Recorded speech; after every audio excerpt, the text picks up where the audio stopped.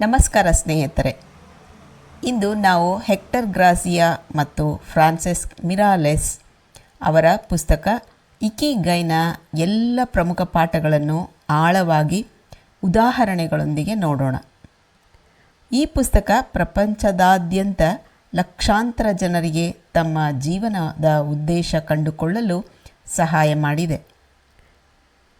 ಈ ವಿಡಿಯೋವನ್ನು ಕೊನೆಯವರೆಗೂ ನೋಡಿ, ಯಾಕೆಂದರೆ ಕೊನೆಯಲ್ಲಿ ನಿಮ್ಮ ಸ್ವಂತ ಇಕಿಗೈ ಕಂಡುಕೊಳ್ಳಲು ಒಂದು ಪ್ರಾಯೋಗಿಕ 7 ದಿನಗಳ ಯೋಜನೆಯನ್ನು ಕೊಡಲಾಗಿದೆ. ಜಪಾನಿನ ಒಕಿನಾವಾ ದ್ವೀಪದಲ್ಲಿ 100 ವರ್ಷ ದಾಟಿದ ವೃದ್ಧರು ಪ್ರಪಂಚದ ಎಲ್ಲ ಜಾಗಗಳಿಗಿಂತ ಹೆಚ್ಚು ಸಂಖ್ಯೆಯಲ್ಲಿ ಇದ್ದಾರೆ. ಅಷ್ಟೇ ಅಲ್ಲ, ಆ ವೃದ್ಧರು ಇನ್ನೂ ಆರೋಗ್ಯವಾಗಿ, ಸಂತೋಷವಾಗಿ ಪ್ರತಿದಿನ ಎದ್ದೇಳಲು ಒಂದು ಬಲವಾದ ಕಾರಣ ಹೊಂದಿದ್ದಾರೆ. ಜಪಾನೀಸ್ ಭಾಷೆಯಲ್ಲಿ ಇದಕ್ಕೆ ಒಂದು ಪದ ಇದೆ. ಅದು ಏನಂದರೆ ಇಕಿಗೈ, ಅಂದರೆ ಬದುಕುವ ಕಾರಣ.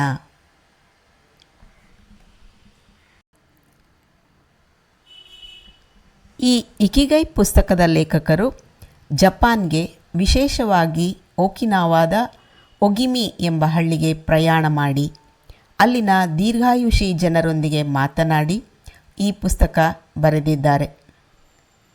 ಒಕಿನೋವಾ ಪ್ರಪಂಚದ 5 ಬ್ಲೂ ಝೋನ್ಗಳಲ್ಲಿ ಒಂದು, ಅಂದರೆ ಜನರು ಸರಾಸರಿಗಿಂತ ಹೆಚ್ಚು ಕಾಲ ಆರೋಗ್ಯವಾಗಿ ಬದುಕುವ ಪ್ರದೇಶಗಳು. ಇದರಲ್ಲಿ ಇಟಲಿಯ ಸಾರ್ಡಿನಿಯಾ, ಗ್ರೀಸ್ನ ಇಕಾರಿಯಾಗಳು ಸೇರಿದೆ. ಪುಸ್ತಕದ ಮುಖ್ಯ ಪ್ರಶ್ನೆ ಏನಂದರೆ, ಈ ಜನರ ದೀರ್ಘಾಯುಷ್ಯ ಮತ್ತು ಸಂತೋಷದ ರಹಸ್ಯ ಏನು? ಬರೀ ಆಹಾರವೋ ಅಥವಾ ಜೀವನದ ಬಗ್ಗೆ ಇರುವ ಮನೋಭಾವವೋ? ಈ ಪುಸ್ತಕದಲ್ಲಿ ಸಿಗುವ ಉತ್ತರ 2, ಆದರೆ ಅತಿ ಮುಖ್ಯವಾಗಿ ಪ್ರತಿಯೊಬ್ಬರಿಗೂ ಇರುವ ಒಂದು ಸ್ಪಷ್ಟ ಇಕಿಗೈ ಮತ್ತು ಎದ್ದೇಳಲು ಒಂದು ಕಾರಣವಾಗಿರುತ್ತದೆ. ಆದರೆ ನಮ್ಮಲ್ಲಿರುವ ಸಮಸ್ಯೆಗಳನ್ನು ನಾವು ನೋಡೋಣ. ಉದಾಹರಣೆಗಳೊಂದಿಗೆ ಇದನ್ನು ನೋಡ್ತಾ ಹೋಗೋಣ. ಮೊದಲನೇದಾಗಿ, ಒಬ್ಬ IT ಪ್ರೊಫೆಷ್ನಲ್ ಒಳ್ಳೆಯ ಸಂಬಳ ಸಂಪಾದಿಸ್ತಾನೆ. ಆದರೆ ಪ್ರತಿ ಸೋಮವಾರ ಬೆಳಿಗ್ಗೆ ಎದ್ದಾಗ ಇವತ್ತು ಯಾಕೆ ಕೆಲಸಕ್ಕೆ ಹೋಗಬೇಕು ಅಂತ ಪ್ರಶ್ನೆ ಬರುತ್ತೆ.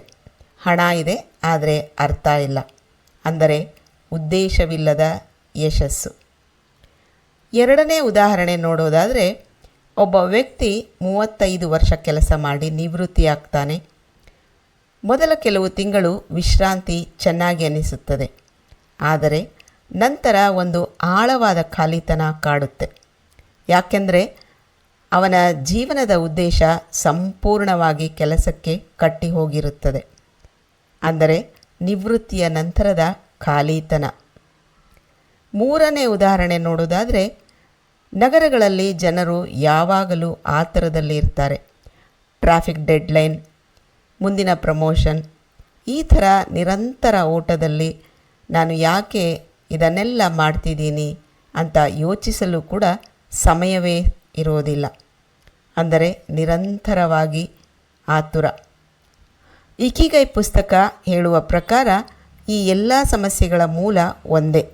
ನಮಗೆ ಸ್ಪಷ್ಟವಾದ ವೈಯಕ್ತಿಕ ಇಕಿಗೈ ಇರುವುದಿಲ್ಲ. ಮೊದಲನೇದಾಗಿ, ಇಕಿಗೈ ಅಂದರೆ ಏನು?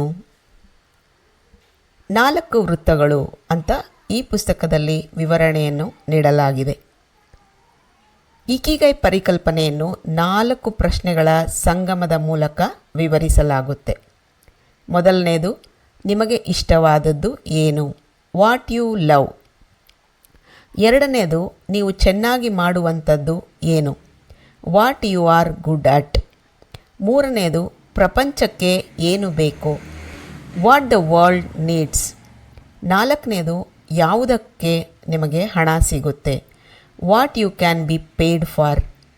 ಈ 4 ವೃತ್ತಗಳ ಛೇದನ ಬಿಂದುವೇ ನಿಮ್ಮ ಇಕಿಗೈ. 2 ವೃತ್ತಗಳ ಛೇದನದಿಂದ ಬೇರೆ ಬೇರೆ ಫಲಿತಾಂಶಗಳು ಸಿಗುತ್ತವೆ. ಇಷ್ಟ ಮತ್ತು ಚೆನ್ನಾಗಿ ಮಾಡುವುದು ಅಂದರೆ ಉತ್ಸಾಹ. ಪ್ಯಾಷನ್. ಇಷ್ಟ ಮತ್ತು ಪ್ರಪಂಚಕ್ಕೆ ಬೇಕಾದದ್ದು ಅಂದರೆ ಧ್ಯೇಯ, ಮಿಷನ್. ಪ್ರಪಂಚಕ್ಕೆ ಬೇಕಾದದ್ದು ಮತ್ತು ಹಣ ಸಿಗುವಂಥದ್ದು ಅಂದರೆ ವೃತ್ತಿ, ಒಕೇಶನ್. ಹಣ ಸಿಗುವಂಥದ್ದು ಮತ್ತು ಚೆನ್ನಾಗಿ ಮಾಡುವಂಥದ್ದು ಅಂದರೆ ಉದ್ಯೋಗ, ಪ್ರೊಫೆಷನ್. ಎಲ್ಲ ನಾಲ್ಕು ಒಟ್ಟಿಗೆ ಸೇರಿದಾಗ ಮಾತ್ರ ನಿಜವಾದ ಇಕಿಗೈ ಆಗುತ್ತದೆ. ಉದಾಹರಣೆಗೆ, ಒಬ್ಬ ಶಿಕ್ಷಕಿಗೆ ಮಕ್ಕಳಿಗೆ ಕಲಿಸುವುದು ಇಷ್ಟ. ಅವಳು ವಿಷಯವನ್ನು ಚೆನ್ನಾಗಿ ವಿವರಿಸುತ್ತಾಳೆ. She is good at. ಸಮಾಜಕ್ಕೆ ಒಳ್ಳೆಯ ಶಿಕ್ಷಕರ ಅಗತ್ಯ ಇದೆ. This is the world needs. ಮತ್ತು ಅವಳಿಗೆ ಇದಕ್ಕಾಗಿ ಸಂಬಳ ಸಿಗುತ್ತದೆ. ಇವೆಲ್ಲ ಸೇರಿದಾಗ ಅವಳಿಗೆ ಪ್ರತಿದಿನ ಶಾಲೆಗೆ ಹೋಗಲು ಒಂದು ಆಳವಾದ ಕಾರಣ ಇರುತ್ತೆ. ಇದೇ ಅವಳ ಇಕಿಗೈ. ಇಲ್ಲಿ ಪ್ರಮುಖ ಅಂಶ ಏನಂದರೆ, ಪ್ರತಿಯೊಬ್ಬರ ಇಕಿಗೈ ಬೇರೆ ಬೇರೆ ಆಗಿರುತ್ತೆ ಮತ್ತು ಅದನ್ನು ಕಂಡುಕೊಳ್ಳಲು ಸಮಯ ಕೂಡ ಬೇಕಾಗಬಹುದು. ಮುಂದಿನದು ಒಕಿನಾವಾದ ದೀರ್ಘಾಯುಷ್ಯದ ರಹಸ್ಯಗಳು. ಒಕಿನೋವಾದ ಜನರಿಗೆ ನಿವೃತ್ತಿ ಎಂಬ ಪರಿಕಲ್ಪನೆಯೇ ಇರುವುದಿಲ್ಲ. ಅವರು ಎಂದೂ ಸಂಪೂರ್ಣವಾಗಿ ಕೆಲಸ ಬಿಡುವುದಿಲ್ಲ. ಬದಲಿಗೆ ತಮ್ಮ ಸಾಮರ್ಥ್ಯಕ್ಕೆ ತಕ್ಕಂತೆ ಚಟುವಟಿಕೆ ಮುಂದುವರಿಸುತ್ತಾ ಇರುತ್ತಾರೆ. 90ರಿಂದ 100 ವರ್ಷದ ವೃದ್ಧರು ಕೂಡ ಸಣ್ಣ ತೋಟ ನೋಡಿಕೊಳ್ಳುವುದು, ಮೀನುಗಾರಿಕೆ ಅಥವಾ ಕರಕುಶಲ ಕೆಲಸದಲ್ಲಿ ತೊಡಗಿರುತ್ತಾರೆ. ಇದೇ ಅವರ ಜೀವನಕ್ಕೆ ನಿರಂತರ ಉದ್ದೇಶ ಕೊಡುತ್ತೆ ಮತ್ತು ದೈಹಿಕವಾಗಿಯೂ ಸಕ್ರಿಯವಾಗಿ ಇಡುತ್ತದೆ.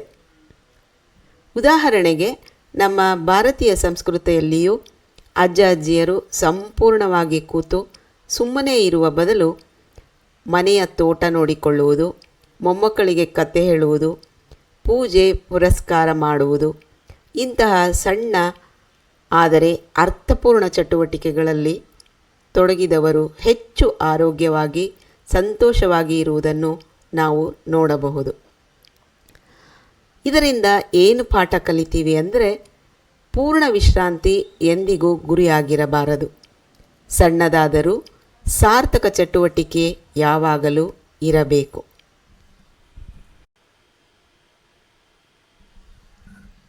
ಮುಂದಿನ ವಿಚಾರ, ಆಹಾರದಲ್ಲಿ ಸಂಯಮ. ಓಕಿನೋವಾದ ಜನರ ಒಂದು ಪ್ರಸಿದ್ಧ ಅಭ್ಯಾಸ ಏನಂದರೆ, ಅದಕ್ಕೆ ಜಪಾನಿ ಭಾಷೆಯಲ್ಲಿ ಹರಹಚಿಬು ಅಂತ ಹೇಳ್ತಾರೆ.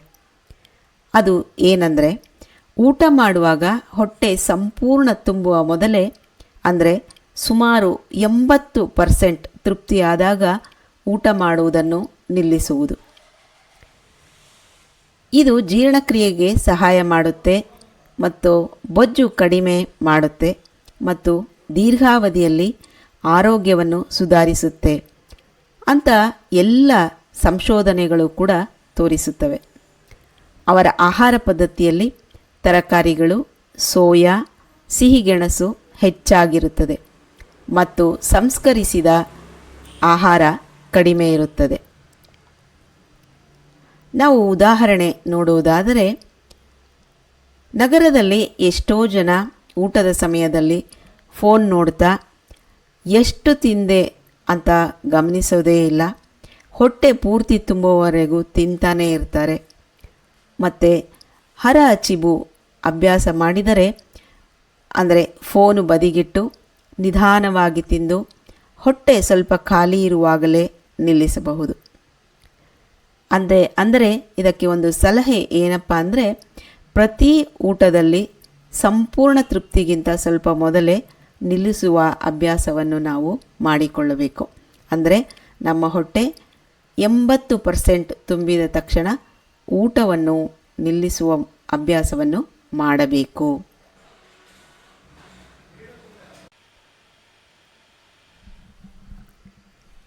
ಮುಂದಿನ ವಿಚಾರ, ನಿಧಾನ ಚಲನೆ, ನಿರಂತರ ಚಟುವಟಿಕೆ.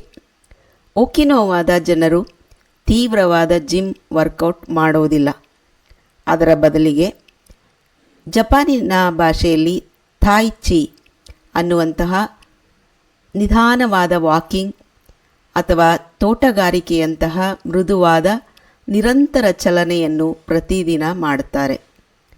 ಈ ಪುಸ್ತಕದಲ್ಲಿ ಒತ್ತಿ ಒತ್ತಿ ಹೇಳುವಂಥದ್ದು ದೀರ್ಘಾಯುಷ್ಯಕ್ಕೆ ತೀವ್ರವಾದ ವ್ಯಾಯಾಮಕ್ಕಿಂತ ಪ್ರತಿದಿನ ಸಣ್ಣ ಚಲನೆ ಹೆಚ್ಚು ಮುಖ್ಯ. ಕೂತ ಜೀವನ ಶೈಲಿ ಅಂದರೆ ಸೆಡೆಂಟರಿ ಲೈಫ್ ಸ್ಟೈಲ್ ಆಧುನಿಕ ಜೀವನದ ಅತಿ ದೊಡ್ಡ ಆರೋಗ್ಯ ಶತ್ರು ಅಂತ ಈ ಪುಸ್ತಕದಲ್ಲಿ ಒತ್ತಿ ಒತ್ತಿ ಹೇಳುತ್ತಾರೆ. ಉದಾಹರಣೆಗೆ, ನಗರದಲ್ಲಿ ಒಬ್ಬ ಆಫೀಸ್ ಉದ್ಯೋಗಿ ದಿನಪೂರ್ತಿ ಕುರ್ಚಿಯಲ್ಲಿ ಕೂತು ಕೆಲಸ ಮಾಡ್ತಾನೆ. ವಾರಾಂತ್ಯದಲ್ಲಿ ಮಾತ್ರ 2 ಗಂಟೆ ತೀವ್ರ ಜಿಮ್ ವರ್ಕೌಟ್ ಮಾಡ್ತಾನೆ. ಇಕಿಗೈ ತತ್ವದ ಪ್ರಕಾರ ಪ್ರತಿ ಗಂಟೆಗೊಮ್ಮೆ 5 ನಿಮಿಷ ಎದ್ದು ನಡೆಯುವುದು ಮತ್ತು ಲಿಫ್ಟ್ ಬದಲು ಮೆಟ್ಟಿಲು ಬಳಸುವುದು, ಸಂಜೆ ಪಾರ್ಕ್ನಲ್ಲಿ ನಿಧಾನವಾಗಿ ವಾಕ್ ಮಾಡುವುದು, ಇಂತಹ ಸಣ್ಣ ನಿರಂತರ ಚಲನೆ ಹೆಚ್ಚು ಪ್ರಯೋಜನಕಾರಿಯಾಗಿರುತ್ತದೆ.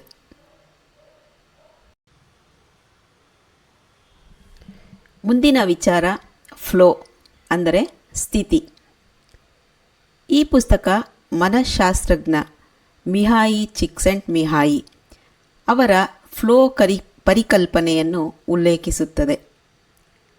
ಅಂದರೆ ಒಂದು ಚಟುವಟಿಕೆಯಲ್ಲಿ ಎಷ್ಟು ಮುಳುಗಿ ಹೋಗ್ತೀರಿ ಅಂದರೆ ಸಮಯದ ಪರಿವೆಯೇ ಇರುವುದಿಲ್ಲ.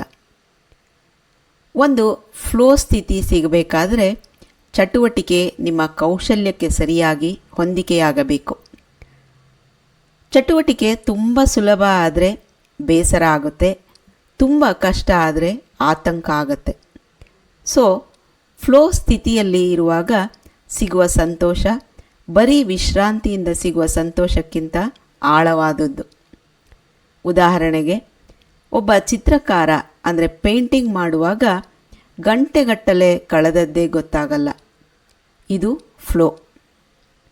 ಇನ್ನೊಂದು, ಒಬ್ಬ ಪ್ರೋಗ್ರಾಮರ್ ಒಂದು ಕಷ್ಟದ ಬಗ್ ಫಿಕ್ಸ್ ಮಾಡ್ತಿರುವಾಗ ಸಂಪೂರ್ಣ ಮುಳುಗಿ ಹೋಗ್ತಾನೆ. ಇದು ಕೂಡ ಫ್ಲೋ. ಆದರೆ ಇನ್ಸ್ಟಾಗ್ರಾಮ್ ಸ್ಕ್ರಾಲ್ ಮಾಡುವಾಗ ಅದು ಫ್ಲೋ ಅಲ್ಲ, ಅದು ಬರೀ ನಿಷ್ಕ್ರಿಯ ಗಮನ ಸೆಳೆಯುವಿಕೆ, ನಿಜವಾದ ಆಳವಾದ ತೃಪ್ತಿ ಕೊಡುವುದಿಲ್ಲ. ಇದರಲ್ಲಿ ಪ್ರಾಯೋಗಿಕ ಪಾಠ ಏನಂದರೆ, ನಿಮಗೆ ಫ್ಲೋ ಸಿಗುವ ಚಟುವಟಿಕೆಗಳನ್ನು ಗುರುತಿಸಿ ಪ್ರತಿ ವಾರ ಅದಕ್ಕೆ ಸಮಯ ಮೀಸಲಿಡಿ.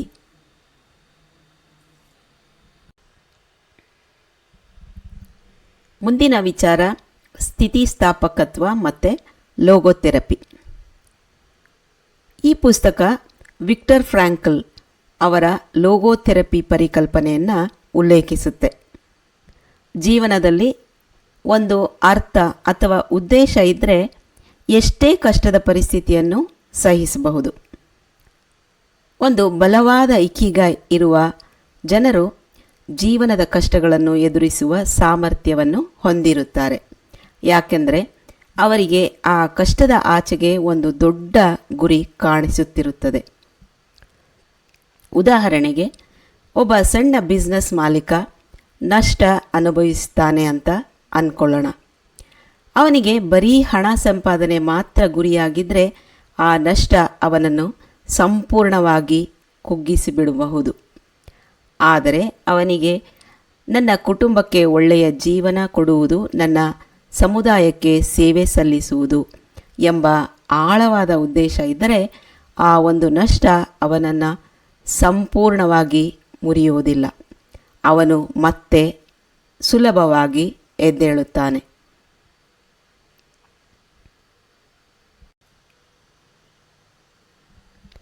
ಮುಂದಿನ ವಿಚಾರ, ಈ ಕ್ಷಣ ಮತ್ತೆ ಬರುವುದಿಲ್ಲ. ಇದನ್ನು ಇಚಿಗೋ ಇಚಿಯೆ ಎಂಬ ಜಪಾನಿ ಪರಿಕಲ್ಪನೆ ಅಂತ ಕರೀತಾರೆ. ಅಂದರೆ ಪ್ರತಿ ಕ್ಷಣ, ಪ್ರತಿ ಭೇಟಿ ಒಂದೇ ಬಾರಿ ಮಾತ್ರ ಸಂಭವಿಸುತ್ತೆ, ಎಂದು ಪುನರಾವರ್ತನೆ ಆಗುವುದಿಲ್ಲ ಎಂಬುದೇ ಇದರ ಅರ್ಥ. ಇದನ್ನು ಅರ್ಥ ಮಾಡಿಕೊಂಡಾಗ ಪ್ರತಿ ಸಂಭಾಷಣೆ, ಪ್ರತಿ ಭೇಟಿ, ಪ್ರತಿ ಅನುಭವಕ್ಕೆ ಹೆಚ್ಚು ಮೌಲ್ಯವನ್ನು ಕೊಡುತ್ತೀರಿ. ಇದು ಪವರ್ ಆಫ್ ನೌ ಪುಸ್ತಕದ ವಿಚಾರಕ್ಕೆ ಹೋಲುತ್ತೆ. ಆದರೆ ಇಲ್ಲಿ ಒತ್ತು ಕೊಡುವುದು ಯಾತಕ್ಕಂದರೆ ಮಾನವ ಸಂಬಂಧಗಳ ಅಮೂಲ್ಯತೆಯ ಮೇಲೆ. ಉದಾಹರಣೆಗೆ, ಒಬ್ಬ ವ್ಯಕ್ತಿ ತನ್ನ ಅಜ್ಜಿಯೊಂದಿಗೆ ಮಾತನಾಡುವಾಗ ಫೋನ್ ನೋಡ್ತಾ ಇರ್ತಾನೆ. ಇನ್ನೊಂದು ಸಲ ಮಾತಾಡಬಹುದು ಅಂತ ಅಂದ್ಕೊಂಡು, ಆದರೆ ಇಚಿಗೋ ಇಚಿಯೆ ಪ್ರಕಾರ ಈ ನಿರ್ದಿಷ್ಟ ಸಂಭಾಷಣೆ, ಈ ನಿರ್ದಿಷ್ಟ ಕ್ಷಣ ಮತ್ತೆ ಎಂದು ಇದೇ ರೀತಿ ಬರುವುದಿಲ್ಲ. ಇದನ್ನು ಅರ್ಥ ಮಾಡಿಕೊಂಡಾಗ ಫೋನ್ ಬದಿಗಿಟ್ಟು ಪೂರ್ಣ ಗಮನದಿಂದ ಆ ಕ್ಷಣವನ್ನು ಅನುಭವಿಸುತ್ತೀರಿ. ಮುಂದಿನ ವಿಚಾರ, ಅಪೂರ್ಣತೆಯ ಸೌಂದರ್ಯ. ಜಪಾನೀಸ್ ಭಾಷೆಯ ವಾಬಿ ಸಾಬಿ ಜಪಾನೀಸ್ ಸೌಂದರ್ಯ ಶಾಸ್ತ್ರ ಪರಿಕಲ್ಪನೆ. ಅಂದರೆ ಅಪೂರ್ಣತೆ, ಅಶಾಶ್ವತೆಯಲ್ಲಿ ಸೌಂದರ್ಯ ಕಾಣುವುದು. ನಾವು ಯಾವಾಗಲೂ ಪರಿಪೂರ್ಣತೆ ಬೆನ್ನಟ್ಟಿ ಎಂದೂ ತೃಪ್ತಿ ಸಿಗದೇ ಇರ್ತೀವಿ. ಈ ವಾಬಿ ಸಾಬಿ ಪರಿಕಲ್ಪನೆ ನಮಗೆ ಏನನ್ನು ಕಲಿಸುತ್ತೆ ಅಂದರೆ, ಅಪೂರ್ಣ, ಅಸ್ಥಿರ, ಅಪೂರ್ಣಗೊಂಡ ವಿಷಯಗಳಲ್ಲೂ ಸೌಂದರ್ಯವನ್ನು, ಮೌಲ್ಯವನ್ನು ಕಾಣುವುದು. ಉದಾಹರಣೆಗೆ, ಒಬ್ಬ ವಿದ್ಯಾರ್ಥಿ ಪರೀಕ್ಷೆಯಲ್ಲಿ 100% ಅಂಕ ಬರೆದಿದ್ದರೆ ತೀವ್ರ ನಿರಾಶೆಗೊಳಗಾಗ್ತಾನೆ. ಆದರೆ ಈ ಜಪಾನಿ ಸೌಂದರ್ಯಶಾಸ್ತ್ರ ಪರಿಕಲ್ಪನೆಯಲ್ಲಿ ಆ ವಾಬಿ ಸಾಬಿ ಮನೋಭಾವ ಇದ್ದ ವಿದ್ಯಾರ್ಥಿ 85% ಅಂಕ ಬಂದಾಗಲೂ ತನ್ನ ಪ್ರಗತಿಯನ್ನು, ಕಲಿತ ವಿಷಯವನ್ನು ಗೌರವಿಸ್ತಾನೆ. ಆವಾಗ ಪರಿಪೂರ್ಣತೆಯ ಒತ್ತಡದಿಂದ ಕೂಡ ಮುಕ್ತನಾಗ್ತಾನೆ.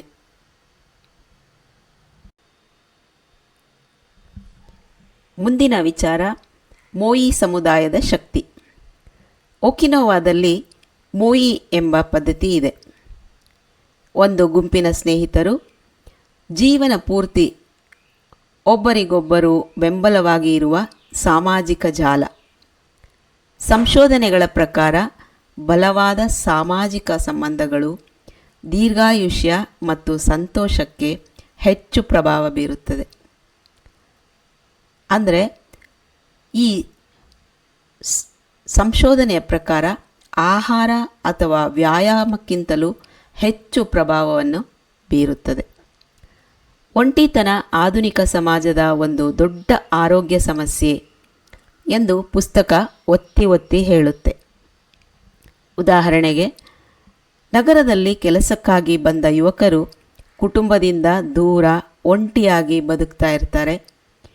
ಒಂದು ಚಿಕ್ಕ ಸ್ನೇಹಿತರ ಗುಂಪು ವಾರಕ್ಕೊಮ್ಮೆ ಭೇಟಿಯಾಗಿ ಒಬ್ಬರಿಗೊಬ್ಬರು ಬೆಂಬಲವಾಗಿ ಇರುವುದು ಈ ಒಂಟಿತನವನ್ನು ಗಣನೀಯವಾಗಿ ಕಡಿಮೆ ಮಾಡುತ್ತೆ ಮತ್ತು ಮಾನಸಿಕ ಆರೋಗ್ಯ ಕೂಡ ಸುಧಾರಿಸುತ್ತೆ.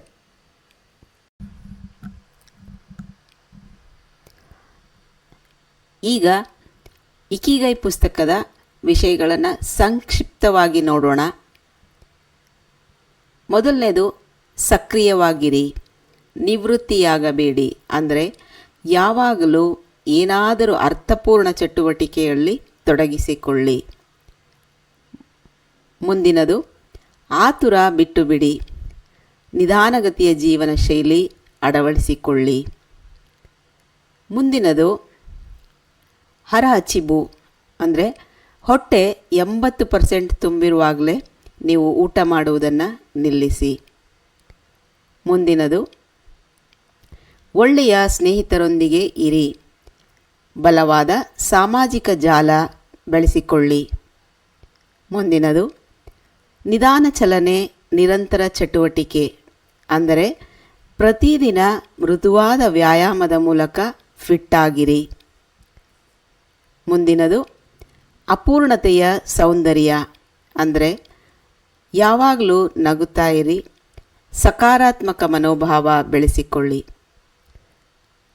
ಮುಂದಿನದು, ಪ್ರಕೃತಿಯೊಂದಿಗೆ ಸಂಪರ್ಕ ಸಾಧಿಸಿ, ಕೃತಜ್ಞತೆಯನ್ನು ವ್ಯಕ್ತಪಡಿಸಿ.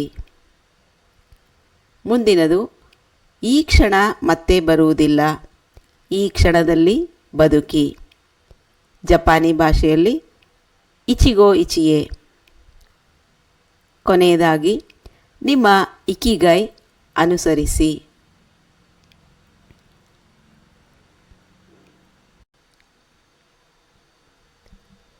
ಈಗ ನಾವು ಕೂಡ ಈ ಅಭ್ಯಾಸಗಳನ್ನು ಫಾಲೋ ಮಾಡ್ಬೋದು. ನಾನು ಅದಕ್ಕೆ 7 ದಿನಗಳ ಅಭ್ಯಾಸ ಯೋಜನೆ ಅಂತ 7 ದಿನಗಳ ಅಭ್ಯಾಸವನ್ನು ಹೇಳ್ತೀನಿ. ಅದನ್ನು ಫಾಲೋ ಮಾಡಿ, ಹಾಗೆ ಅಭ್ಯಾಸ ಕೂಡ ಮಾಡಿ. ಮೊದಲನೇ ದಿನ 4 ವೃತ್ತಗಳ ಪ್ರಶ್ನೆಗಳನ್ನು ಬರ್ಕೊಳ್ಳಿ.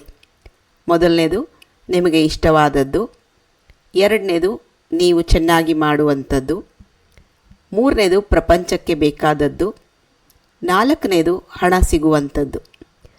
ಈ ಪ್ರತಿಯೊಂದು ಪ್ರಶ್ನೆಗಳಿಗೂ 5 ವಿಷಯವನ್ನು ಬರೆದುಕೊಳ್ಳಿ.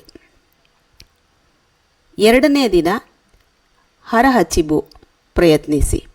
ಅಂದರೆ ಇಂದಿನ ಎಲ್ಲ ಊಟದಲ್ಲಿ ಸಂಪೂರ್ಣ ತೃಪ್ತಿಗಿಂತ ಸ್ವಲ್ಪ ಮೊದಲೇ ನಿಲ್ಲಿಸಿ. ಮೂರನೇ ದಿನ 20 ನಿಮಿಷ ಮೃದು ಚಲನೆ, ಅಂದರೆ ವಾಕಿಂಗ್, ಯೋಗ ಅಥವಾ ತೋಟಗಾರಿಕೆ, ಯಾವುದಾದರೂ ಮೃದು ಚಟುವಟಿಕೆಯನ್ನು 20 ನಿಮಿಷ ಅಭ್ಯಾಸ ಮಾಡಿ. ನಾಲ್ಕನೇ ದಿನ ಫ್ಲೋ ಚಟುವಟಿಕೆ ಗುರುತಿಸಿ. ಅಂದರೆ ನಿಮಗೆ ಫ್ಲೋ ಸ್ಥಿತಿ ಸಿಗುವ ಒಂದು ಚಟುವಟಿಕೆಯಲ್ಲಿ ಕನಿಷ್ಠ 30 ನಿಮಿಷ ಕಳೆಯಿರಿ. ಆ ಸಮಯದಲ್ಲಿ ಫೋನನ್ನು ದೂರ ಇಟ್ಟು ಅಭ್ಯಾಸ ಮಾಡಿ. 5ನೇ ದಿನ ಇಚಿಗೋ ಇಚಿಯೇ ಅಭ್ಯಾಸ ಮಾಡಿ. ಅಂದರೆ ಇಂದು ಒಂದು ಸಂಭಾಷಣೆಯಲ್ಲಿ ಫೋನ್ ಇಲ್ಲದೆ ಪೂರ್ಣ ಗಮನದಿಂದ ಪಾಲ್ಗೊಳ್ಳಿ. 6ನೇ ದಿನ ಮೊಯಿ ನಿರ್ಮಿಸಿ. ಅಂದರೆ ಒಬ್ಬ ಹಳೆಯ ಸ್ನೇಹಿತರಿಗೆ ಕರೆ ಮಾಡಿ ಅಥವಾ ಅವರ ಭೇಟಿಗೆ ಯೋಜನೆಯನ್ನು ಮಾಡಿ. 7ನೇ ದಿನ ಪೂರ್ಣ ಪುನರಾವಲೋಕನ. ಅಂದರೆ ಈ ವಾರ ನೀವು ಕಂಡುಕೊಂಡ ವಿಷಯಗಳ ಆಧಾರದ ಮೇಲೆ ನಿಮ್ಮ ಸ್ವಂತ ಇಕಿಗಾಯ್ ಬಗ್ಗೆ ಒಂದು ಸಣ್ಣ ಪ್ಯಾರಾಗ್ರಾಫನ್ನು ಬರೀರಿ. ಇದು ನಿಮ್ಮ 7 ದಿನಗಳ ಅಭ್ಯಾಸ. ಇದನ್ನು ನೋಟ್ ಮಾಡಿಕೊಂಡು ಅಭ್ಯಾಸ ಪ್ರಾರಂಭ ಮಾಡ್ಬೋದು.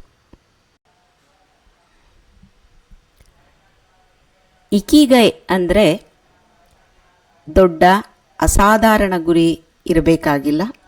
ಪ್ರತಿದಿನ ಎದ್ದೇಳಲು ಒಂದು ಸಣ್ಣ ಆದರೆ ನಿಜವಾದ ಕಾರಣ ಇದ್ದರೆ ಸಾಕು. ಇದೇ ನಿಮ್ಮ ಇಕಿಗೈ.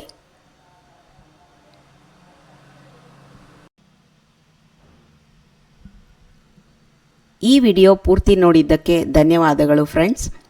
ನಾನು ಕೊಟ್ಟ 7 ದಿನಗಳ ಯೋಜನೆಯನ್ನು ಇಂದಿನಿಂದಲೇ ಶುರು ಮಾಡಿ ಕಾಮೆಂಟ್ನಲ್ಲಿ ನಿಮ್ಮ ಇಕಿಗೈ ಏನು ಅಂತ ಶೇರ್ ಮಾಡಿ. ಈ ವಿಡಿಯೋ ಉಪಯುಕ್ತವಾಗಿದೆ ಅನಿಸಿದರೆ ಲೈಕ್ ಮಾಡಿ, ಚಾನಲ್ನ ಸಬ್ಸ್ಕ್ರೈಬ್ ಕೂಡ ಮಾಡ್ಕೊಳ್ಳಿ.